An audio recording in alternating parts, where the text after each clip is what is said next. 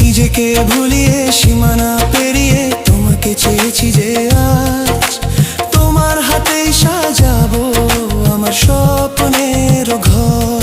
আমি তোমার প্রেমে পড়ে দুনিয়া ভুলে গেছি।